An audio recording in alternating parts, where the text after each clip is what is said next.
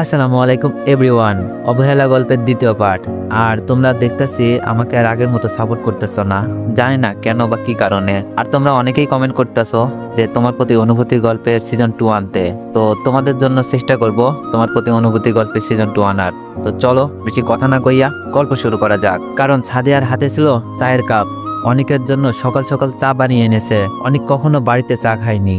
হ্যাঁ, বন্ধুদের সাথে বাইরে খেয়েছে। তবে আজ সাদিয়ার এমন পরিবর্তন অনেকের হজম হচ্ছে না। অনেক বেশ তিক্তভাবে সাদিয়ার দিকে তাকিয়ে থাকে। সাদিয়া বলল, ভাইয়া রুমে আসতে পারি? অনেক সাদিয়ার মুখ থেকে ভাইয়া ডাক শুনে এক প্রকার ধাক্কা খায়। সাদিয়া তাকে ভাইয়া ডাকছে, এটা কি আদৌ সম্ভব?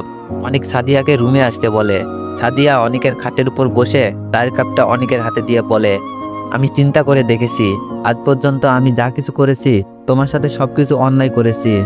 আমি আমার ভুলটা বুঝতে পেরেছি, আমাকে ক্ষমা করে দাও ভাইয়া। অনেক সাদিয়ার এমন পরিবর্তন দেখে অনেক খুশি প্লাস অবাক হয়। তবে আপাতত এত কিছু ভেবে কাজ নেই।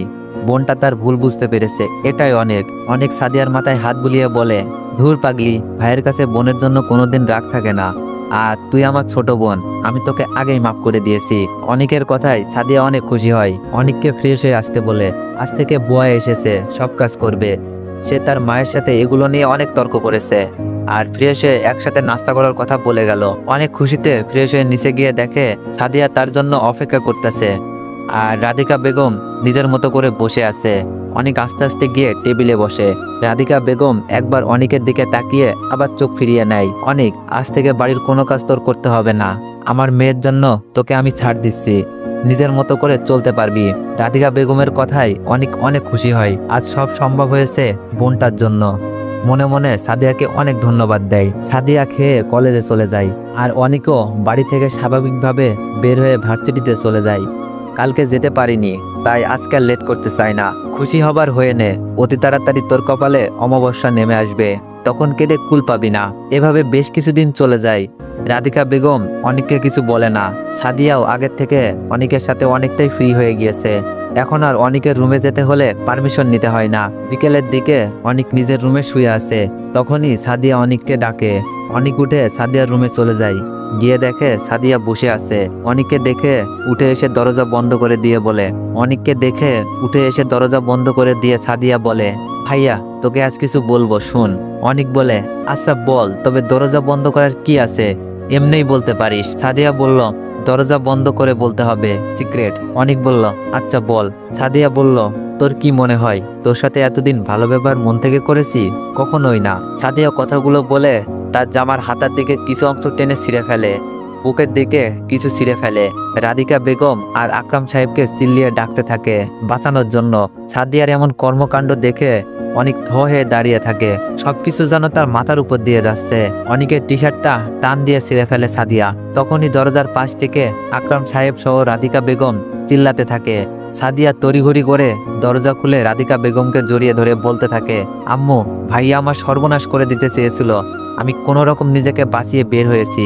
মেয়ের এমন কান্না দেখে আকরাম সাহেব নিলয়কে কুশিয়ে থাপ্পড় লাগিয়ে দেয়। বুকের মাঝে একটা লাথি দিয়ে দুই হাত পেছনে ফেলে দেয়। আকরাম সাহেব বলে, তোকে আমি আমার সন্তানের থেকেও বেশি ভালোবাসতাম, আর তুই আমার মেয়ের সর্বনাশ করতে চেয়েছিস?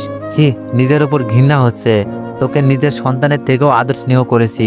আজই আমার বাড়ি থেকে বের হয়ে যা। অনেক বলল, চাচ্চু বিশ্বাস করো, আমি কিছু করিনি। সাদিয়াকে আমি আমার ছোট বোনের মতোই দেখি, বিশ্বাস করো আমাকে। আকরাম সাহেব বলল, বিশ্বাস আর তোকে? তুই আমার সব বিশ্বাস নষ্ট করে গুড়িয়ে দিয়েছিস। তোকে আমি দেখলেও নিজের ওপর ঘৃণা আসবে। এখনই বের হয়ে যা আমার বাড়ি থেকে। অনেক বুঝতে পারে এখন আর চাচ্চুকে হাজার বললেও বিশ্বাস করবে না, কারণ কোনো মেয়েই নিজের ইজ্জত নিয়ে মিথ্যা বলবে না। অনেক রুমে গিয়ে তার জিনিসপত্র নিয়ে বের হয়ে আসার সময় শুধু বলে, চাচ্চু একটা কথা কি জানো, তোমার আদর্শে আমি বড় হয়েছি। তুমি যেটা শিখিয়েছ ওটাই করে আসছি। আজ পর্যন্ত এমন কিছু করিনি যার জন্য তোমার মাথা নিচু হবে। আমি কিছু করিনি, তবে এখন হাজার বললেও বিশ্বাস করবে না। আসি। কথাগুলো বলে অনেক চলে আসে। আকরাম সাহেব অন্যদিকে তাকিয়েছিল, কারণ ছেলেটাকে তিনি অসম্ভব ভালোবাসে। কিন্তু ছেলেটা তার মেয়ের সাথে এমন করতে পারবে জানা ছিল না। কোথায় যাবে বুঝতে পারছে না অনেক।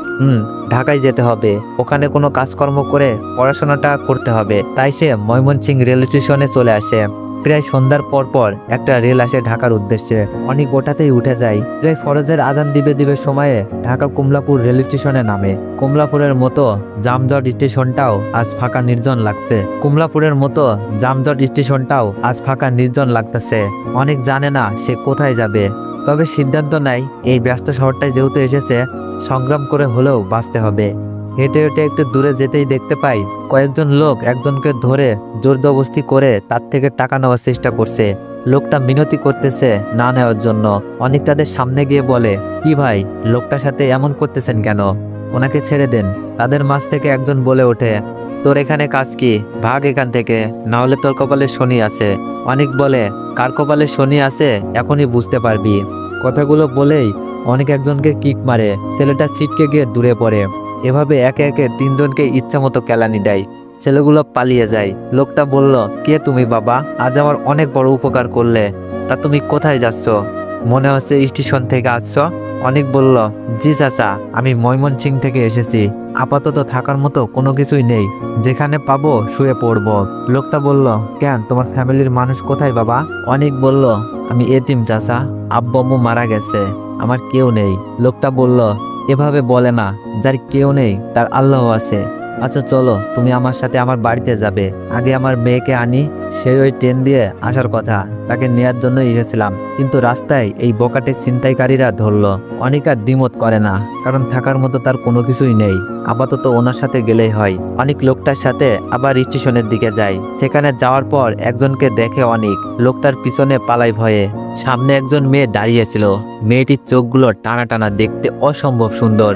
অনেক মেয়েটিকে দেখে লোকটির পেছনে লুকিয়ে যাওয়ার কারণ হলো, যখন অনেক ট্রেনে ওঠে তখন মেয়েটিকে দেখেই থমকে যায়, কারণ মেয়েটি ট্রেনের টিটির সাথে ঝামেলা করছিল।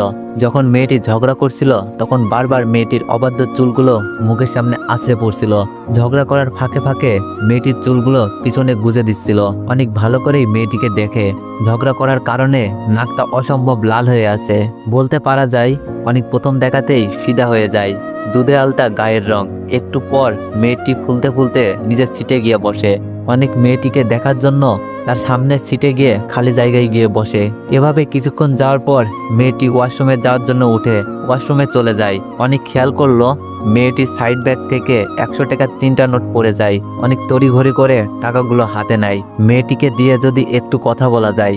অনেকের ভাবনার মাঝেই মেয়েটি ওয়াশরুম থেকে বের হয়ে নিজের সিটে এসে বসে। তখনই অনেক বলল, হ্যালো মিস, আপনার ব্যাগ থেকে এই টাকাগুলো পড়েছে।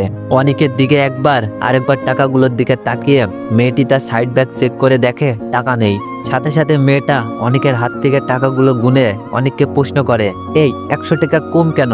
বের করেন আমার 100 টাকা, না হলে আজকে আপনার অবস্থার 12টা বাজাবো। এভাবে মিল দিয়ে আমার কাছ থেকে টাকা নেওয়ার ধান্দা বের করেন, দিন আমার বাকি 100 টাকা। অনেক মেয়েটার এমন কথাই খাওয়া হয়ে যায়, কারণ একে তো উপকার করলো, তার উপর তাকেই ফাঁসিয়ে দিচ্ছে। অনেক বলল, কি যাতা বলছেন মিস, আমি তো আপনার টাকাগুলো দিয়ে আপনাকে সাহায্য করেছি, এখন আবার আমাকেই ফাঁসিয়ে দিচ্ছেন। কোথায় ধন্যবাদ দিবেন তা না। মেয়েটা বলল, ধন্যবাদ দিতে আমার বইয়েই গেছে, দেখুন আপনাদের মতো চোরদের আমার ভালো করেই চেনা আছে, টাকা দিবেন নাকি আমি মানুষ ডাকবো বলুন। অনেক বুঝতে পারে এখন যত কথা না বলবে ততই নিজের ভালো। পকেটে হাত দিয়ে দেখে তার কাছেও 100 টাকার একটা নোট আছে, সেটা মেয়েটাকে দিয়ে দেয়। মেয়েটা টাকা নিয়ে ভালো করে দেখে বলে, আমাকে কি আপনার আবুলের বউ মনে হয়? আমার নতুন টাকার নোট, আমার নতুন টাকার নোটটাই আমার লাগবে, এটা আমার টাকা না, আমার টাকা আমাকে দিন। অনেক বলল, আল্লাহ, এ কোন ঝামেলায় পড়লাম। দেখুন মিস, আমি আপনার টাকা নিইনি, তারপরও আপনি যখন বলতেছেন টাকা আমি নিয়েছি, তাই আমার কাছ থেকেই টাকা দিয়েছি, যাতে আপনার অপবাদ থেকে মুক্তি পাই। মেয়েটা বলল, তা বললে হবে না, আমার টাকা আমাকে দিতেই হবে, এগুলো কথা বললে লাভ হবে না, দিন বলছি। অনেক এখন যেন কান্না করে দিবে। কেন যে সে পরোপকার করতে গেল, এখন নিজের টাকাও গেল, সাথে চুরির অপবাদ। উপায় না পেয়ে অনেক ট্রেনের মধ্যে দৌড় দিয়ে অন্য বগিতে চলে যায়। লোকটা বলল, কি বাবা, কোথায় হারিয়ে গেলে? অনেক লোকটার কথাই বাস্তবে ফিরে সামনে তাকিয়ে দেখে মেয়েটি কোমরে হাত দিয়ে রাগী লোকে তাকিয়ে আছে তার দিকে। অনেক শুকনো একটা হাসি দিয়ে ঢোক গেলে লোকটি বলল, মা মায়া, আজকে এই ছেলেটার জন্যই আমি বেঁচে গেলাম। মেয়েটি বলল, কেন বাবা, কি হয়েছিল তোমার? লোকটি বলল, আর বলিস না, এখানে আসার সময় একদল ছিনতাইকারী আমাকে ধরে বসে, হাতে ছুরিও ছিল, আমার কাছে যা আছে দিতে বললে না করায় আমাকে মারতে আসছিল, তখন এই ছেলে এসে ছিনতাইকারীদেরকে মেরে আমাকে বাঁচিয়েছে। মেয়েটি বলল, এই ছেলে আপনাকে ধন্যবাদ আমার আব্বুকে বাঁচানোর জন্য, এখন যেতে পারেন। লোকটি বলল, আরে শোন, ছেলেটা আমাদের সাথে আমাদের বাড়িতে যাবে। মেয়েটি বলল, কেন আব্বু, আমাদের বাড়িতে কেন? লোকটি বলল, কারণ ছেলেটি প্রথম ঢাকা এসেছে আর তার কেউ ঢাকাতে থাকে না। ছেলেটি এতিম, আমার এত বড় উপকার করলো, এটা তো করতেই পারি। মেয়েটা আর কিছু বলল না, তবে একটা রাগী লোক অনিকের দিকে দিয়ে চলে যেতে থাকে সামনের দিকে। লোকটি বলল, কি বাবা, দাঁড়িয়ে রইলে কেন? চলো চলো আমাদের সাথে। অনিক আর কথা বাড়ালো না, কারণ লোকটার সাথে না গেলে সে কোথায় থাকবে তার জানা নেই। তাই অনিক কোনো দ্বিমত পোষণ করেনি। তারা একটু হাঁটার পরই বিশাল একটা বাড়ির সামনে এসে দাঁড়ায়। মেয়েটি গেটে ঢুকতেই যাবে, তখনই দারোয়ান এসে দরজা খুলে দেয়। অনেক হা করে তাকিয়ে আছে। এত বড় লোক মেয়ে কিনা ট্রেন দিয়ে চলাচল করে? অনিকের মনে হাজার চিন্তার বাস। তখন লোকটি অনিকের সামনে এসে বলে, বাবা দাঁড়িয়ে কেন, চলো ভিতরে চলো। অনিক বলল, এত বড় বাড়ি আপনাদের আঙ্কেল? আঙ্কেল বলল, হ্যাঁ বাবা, আমার বাড়ি এটা। কেন, পছন্দ হয়নি? অনিক বলল, কি বলেন আঙ্কেল, পছন্দ হবে না কেন? তবে আপনারা এত বড় লোক, তাহলে এত সাদাসিধা ভাবে কিভাবে থাকেন? না মানে আপনার মেয়ে ট্রেন দিয়ে আসলো আর আপনি গাড়ি না নিয়ে একা একা রেল স্টেশনে গেলেন মেয়েকে পিক আপ করতে? আঙ্কেল বলল, বুঝতে পেরেছি বাবা, তোমার মনে অনেক প্রশ্ন ঘুরপাক খাচ্ছে। তাহলে শোনো, আমার নাম আনাব চৌধুরী। চৌধুরী গ্রুপ অফ ইন্ডাস্ট্রিজের চেয়ারম্যান আমরা সবাই সাদাসিধাভাবে চলাফেরা করতে পছন্দ করি, এই আর কি।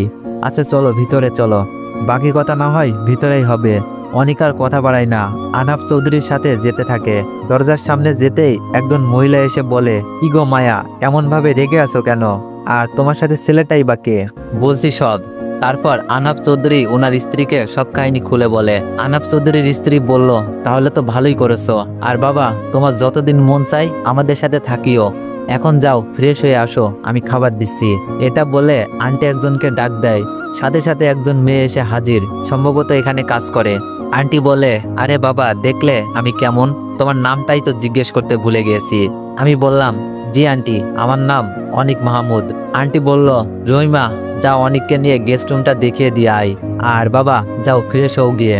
আমি নিচের দিকে তাকিয়ে শুধু হা মাথা নাড়ালাম, কারণ মানুষগুলো সত্যি অনেক নরম মনের মানুষ। এত বড় লোক হওয়ার পরেও কোনো হিংসে নেই, ওনাদের মেয়ে মায়ারও নেই, তবে অসম্ভব রকম রাগী। উপর দিকে আমার চাচি আর আমার চাচাতো বোন, তাদের কথা মনে আসতেই বুক ছেড়ে একটা দীর্ঘশ্বাস বের হয়ে আসে। আমাকে রুম দেখিয়ে রহিমা চলে যায়। আমি ফ্রেশ হয়ে এসে খাটে বসতেই রহিমা আবার হাজির। ভাইজান, আপনারে খালাম্মা ডাকে খাওয়ার জন্য। আসলে বাসা থেকে আসা পর্যন্ত কিছুই খাইনি, খোদাই পেট চুচু করছে, তাই ওনাকে বললাম আমি আসতেছি। রহিমা চলে যায়। আমি নিচে গিয়ে থমকে যাই, কারণ নিচে। তো এভরিওয়ান, নেক্সট পার্টের জন্য অপেক্ষা করুন। আর যারা যারা চ্যানেলে নতুন আছেন সবাই একটু চ্যানেলটি সাবস্ক্রাইব করে দিয়েন। ধন্যবাদ।